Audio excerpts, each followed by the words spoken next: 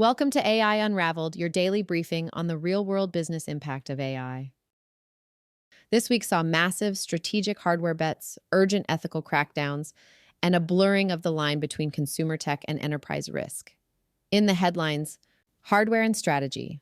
The deep dive story this week is the Google Anthropic chip deal and IBM running key quantum algorithms on conventional AMD chips. This signals a fierce new M&A era where the competitive edge is less about models and more about who owns and optimizes the foundational silicon. Risk and regulation.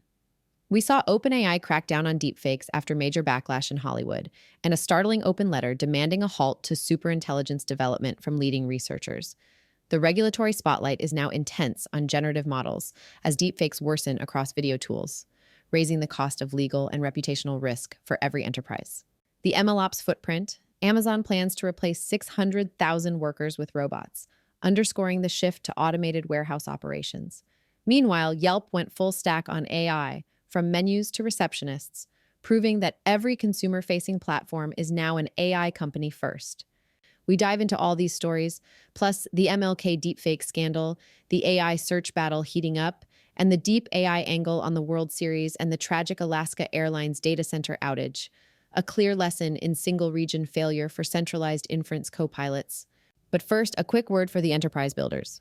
Stop marketing to the general public. Talk to enterprise AI builders. Your platform solves the hardest challenge in tech, getting secure, compliant AI into production at scale. But are you reaching the right 1%? AI Unraveled is the single destination for senior enterprise leaders, CTOs, VPs of engineering, and MLOps heads who need production-ready solutions like yours. We have reserved a limited number of mid-roll ad spots for companies focused on high-stakes, governed AI infrastructure. This is not spray and pray advertising. It is a direct line to your most valuable buyers. Don't wait for your competition to claim the remaining airtime. Secure your mid-roll spot here, link in show notes. Now let's unravel the week in AI. Welcome to the deep dive. This week, we're really zooming in, cutting through all the noise to focus on just 7 days, October 19th through the 26th, 2025. Right. Because this period, well, it wasn't really about some single huge AI breakthrough. It felt more like the moment the industry's ambition, its massive reach, just slammed hard into reality. The reckoning. Absolutely. It was a real inflection point. You could see that relentless push for new models, for expansion, hitting these hard walls, intellectual property, regulation, even personal identity. Yeah. So our mission today really is to give you the playbook for understanding that collision, what actually happened. And I think we absolutely have to start with the most dramatic moment, the biggest public retreat we've seen from big tech this year. OpenAI basically conceding to Hollywood. Definitely. Just a perfect example of how fast tech forces a crisis. And this one was all about identity rights. Yeah, the boiling point was actor Bryan Cranston. He found these deepfakes of himself online, totally unauthorized. Right. And one was particularly strange, surreal even. A clip showing him taking a selfie with Michael Jackson, who's deceased, obviously. Wow. This wasn't just, a technical issue for him. It felt like a violation, an existential thing. And it wasn't just him, right? His story immediately pulled focus back to these other simmering issues. Exactly. Like the Martin Luther King Jr. estate, they'd complained about disrespectful depictions, they call them. And Zelda Williams, Robin Williams' daughter, her very public, very emotional plea, asking people to stop generating videos of her late father. Such a difficult situation. It really felt like the moment the creative community just collectively said, okay, enough. So what was the mechanism here? Because it happened fast. Well, that's what's crucial. This wasn't one person filing a lawsuit, which takes forever. Right. This was collective power, economic power, unified. You had SAG-AFTRA, the Actors Union. Okay, the labor side. Yeah, and then two of the biggest talent agencies, UTA and CAA, powerhouses. Representing the economic leverage, the stars. Precisely. They put out this joint statement, devastating for OpenAI. Because OpenAI was working on Sora 2, their next big video thing. Right. And suddenly they're looking at alienating basically every major creator they'd want using it, or whose likeness might be used in it. So the policy change was pretty much immediate then. It had to be. They were forced to ditch their old opt-out system. Which put all the work on the celebrity to constantly monitor everything. Exactly. A nightmare. They had to switch to a strict opt-in policy. Now, you want to generate a public figure. You need their explicit, verified consent, period. That's a huge shift. It is. And the precedent is crystal clear now. Unified industry pressure, especially when it combines labor and IP control, can force policy change from a huge AI lab way faster than the courts. And you expect other industries to copy this playbook. Music, visual arts. Oh, absolutely. Anyone fighting similar IP battles is watching this very closely. This is the template now. Okay, so while OpenAI is busy dealing with this Hollywood reckoning, putting up guardrails, The reckoning part, yeah. they're still pushing their reach, like full steam ahead on other fronts. Oh, yeah. They weren't deterred, not really. They just doubled down elsewhere. It's that kind of dual strategy that makes them so formidable. So where were they pushing? Well, first, reports suggest they're moving hard into music generation, building an advanced tool apparently capable of complex compositions. Okay, but that sounds like walking right into a legal minefield. We know Suno, Udio, those other music AI companies. They're already getting sued by the RIA, yeah. Big copyright lawsuits over training data, alleged theft of recordings on an industrial scale. So why would OpenAI jump into that? Especially if reports are true, they're using copyrighted sheet music, potentially from places like Juilliard, for training. It suggests, I think, that they see the potential market value as just outweighing the legal risk or the cost. They're betting they can win a fair use argument or just pay for licenses later. Pretty much. Either absorb the cost or fight it out legally. They have the resources. The second big push, of course, is the web. Right, Atlas, their new browser, Yeah. built on Google's Chromium, like many others. Yeah, the browser itself isn't the revolution. It's what's inside it. Exactly. Atlas is built around ChatGPT. It's conversational browsing. And for premium users, there's this agent mode. What does that do? It can handle complex multi-step tasks for you, like research flights and hotels across different sites, then actually book them. Ah, okay. So that's a direct shot at Google search, trying to get between the user and Google's core business. A very sophisticated attempt, yes. Positioning themselves as the primary interface. Speaking of big strategic moves, let's talk about Meta, because that was kind of paradoxical this week. Right. Zuckerberg's all about superintelligence, pushing that vision hard. But then they cut, around 600 jobs from their AI unit? Yeah. Specifically hitting respected teams like FAIR. Yeah, the Fundamental AI Research Group. Highly respected. So if they're supposedly all in on AI's future, why cut skilled AI people? It seems, contradictory. It looks that way on the surface, but it wasn't really about saving payroll. It was a consolidation, a pretty ruthless internal one, actually. How so? Well, FAIR was foundational, more academic, kind of distributed research. Excellent work, but maybe not laser-focused on Zuckerberg's specific, singular goal of superintelligence. So dismantling those teams. Yeah. What was the real goal? You could call it the compute coup. Think about the scarcest resource in AI right now. Processing power. GPUs. Exactly. Those big GPU clusters. They're incredibly valuable and tightly allocated. By breaking up these other research groups, They're taking back their compute budget. they are effectively repossessing the compute power allocated to those teams, seizing it, essentially. Right. And they funnel the best remaining talent and that massive compute budget straight into this elite, very secretive TBD lab that is focused purely on superintelligence. So it's prioritizing the moonshot over everything else. Over more distributed, maybe more independent research. Yeah. It just shows how expensive and competitive that race for AGI or superintelligence has become. Okay, let's shift back to trust, because that underpins everything we're talking about. We were promised self-regulation for deepfakes, remember? The C2PA standard. Content credentials, yeah. That digital watermark idea, supposed to be tamper-proof, persistent labeling. But it seems like that whole system just I collapsed. think it's an absolute failure, total failure of self-policing. The promise was the label travels with the content, right? Yeah. But the Washington Post did this big test, uploaded an AI video with the C2PA data to like 8 major platforms, Facebook, TikTok, X.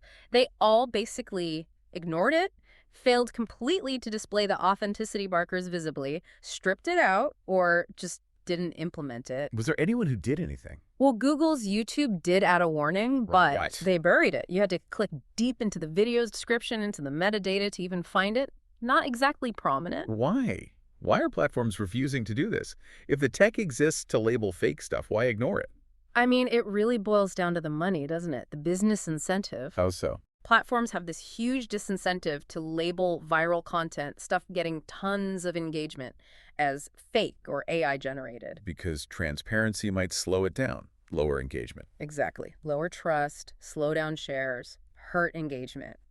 And engagement is the golden metric. That's what drives ad revenue. So prioritize engagement over, well, truth. Seems that way.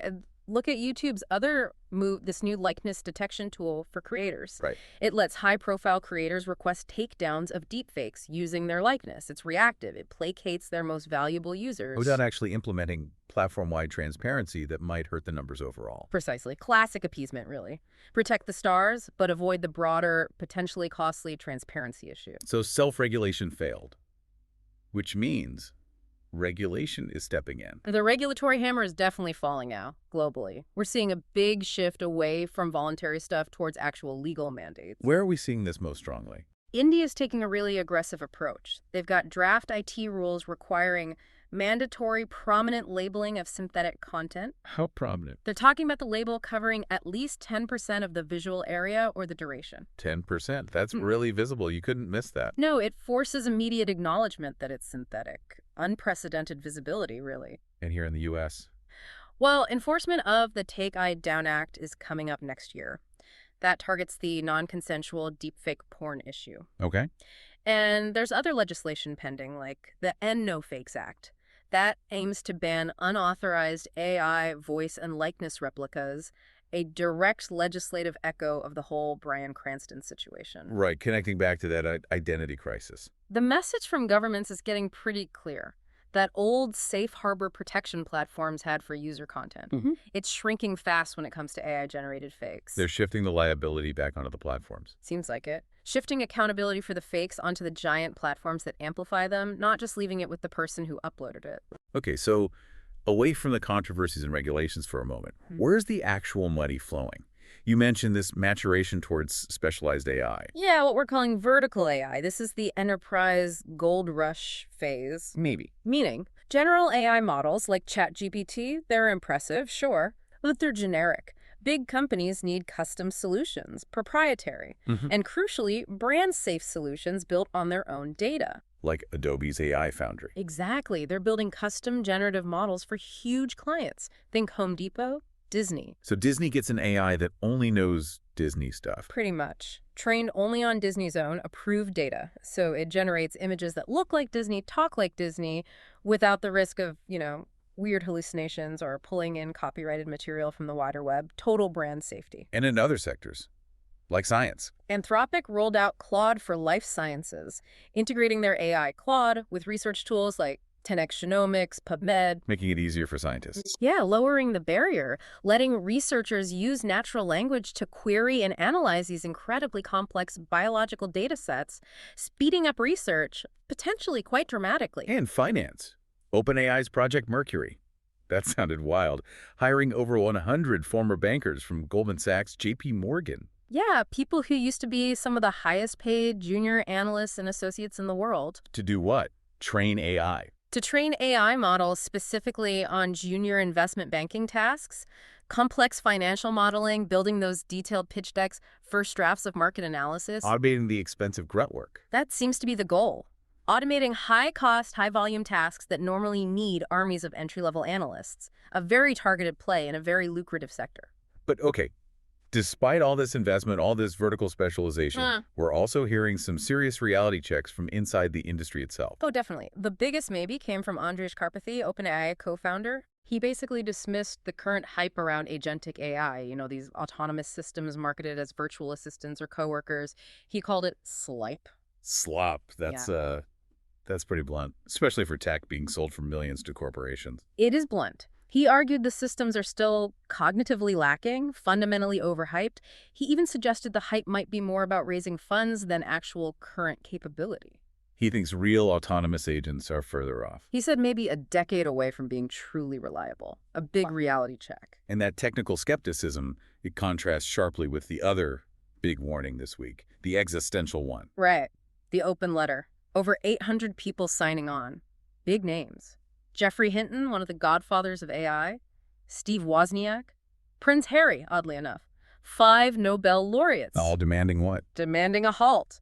A pause on developing superintelligence until we can guarantee it'll be safe. So you've got Karpathy saying today's stuff is slop, and Hinton saying tomorrow's stuff might end us all.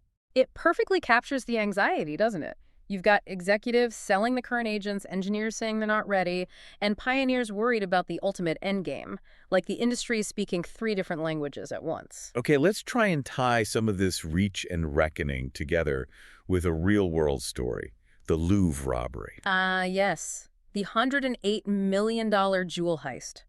Broad daylight.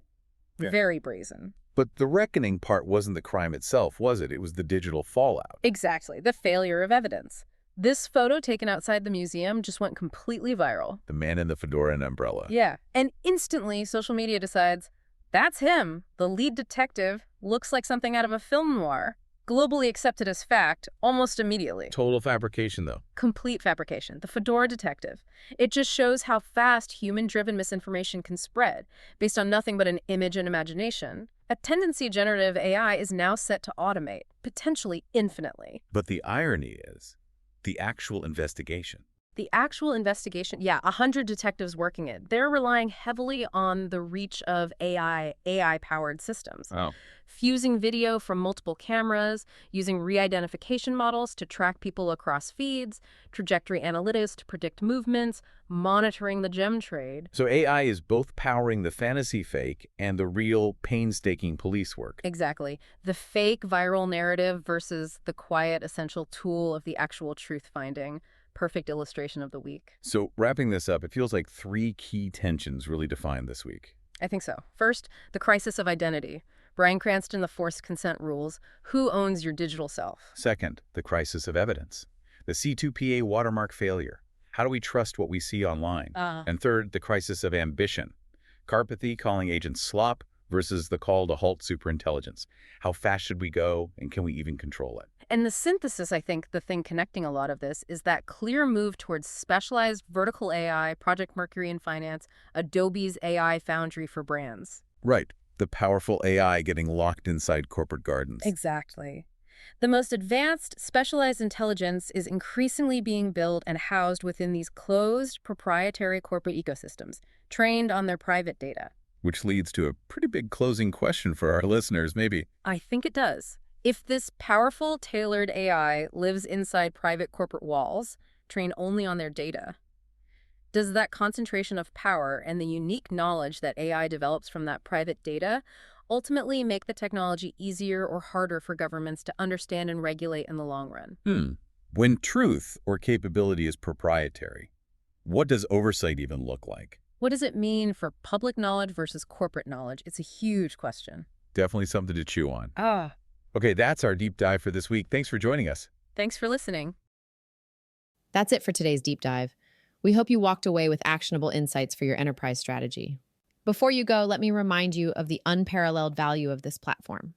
AI Unraveled delivers deep, uncompromised technical insight that keeps our audience, senior enterprise leaders, tuned in to the very last minute. That sustained attention is the best place for your ad.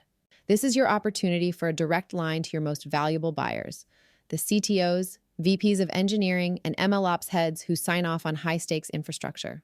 Stop wasting budget on general marketing noise. Secure your high-impact premium ad campaign right here. Email us today to reserve your mid-roll package, info@djamgatech.com. Thank you for listening to AI Unraveled. We'll be back tomorrow with more.